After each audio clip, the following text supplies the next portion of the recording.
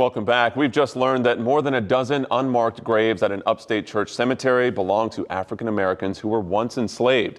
And the credit for that historic find is going to a group of local Girl Scouts. I had a chance to follow their journey of discovery. Take a look. It all began with one single marker right here in the middle of Bethel Cemetery in Simpsonville that reads, "In memory of enslaved African Americans buried here." But where in this centuries-old cemetery are they buried? Enter Girl Scout Troop 1967. It makes me feel good because you get to identify all the voices who didn't have a voice when they were buried.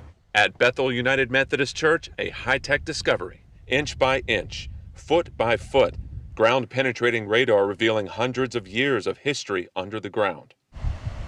Each orange flag indicating an unmarked grave, and following close behind, Girl Scout Troop 1967.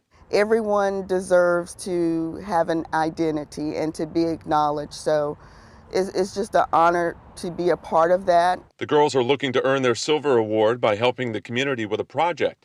They were given a choice by the church: help plant a perennial garden or help identify and honor former slaves buried in the cemetery. But they needed a better look. So with help from a GoFundMe campaign, they brought in one of the best in the business, Len Strozier with Omega Mapping Services. This church and this group of Girl Scouts, led by Tracy Graham, amazing, just amazing that they wanted to do this. For over a year now, Troop 1967 has been digging into the past to discover more about this marker, and now they have their answer. The data showing 15 to 20 former slaves were laid to rest right here in a single row.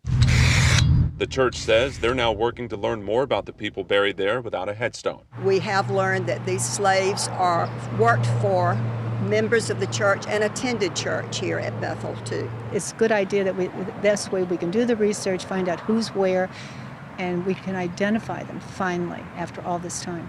And troop leader Tracy Graham says the real work now begins. If we can find who they are and possibly find descendants of these people buried here and connect the past to our present, that would be the full scope, full circle for this project.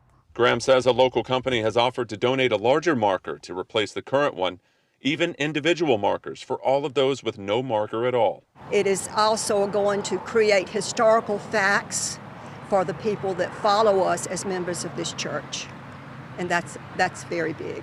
In all, the ground-penetrating radar discovered nearly 100 unmarked graves in Bethel Cemetery, going back nearly 200 years. Graham tells me she feels it can be harder for the African-American community to trace their ancestors, but these Girl Scouts are ready to uncover some answers. This puts us one step closer. So, just lots of pieces to a puzzle. And this right here is a huge piece, so very exciting. We're telling their story even though they probably didn't have a chance to tell their story when they were alive. Okay, so right now there are just these orange flags sticking out of the ground, but again, Troop 1967 is planning a much larger marker for the area where those 15 to 20 former slaves are buried. They're also putting their findings into a hardbound book that will go into the church's history room. The Silver Award is one of the highest awards you can receive as a Girl Scout, and Troop 1967 went above and beyond to earn theirs.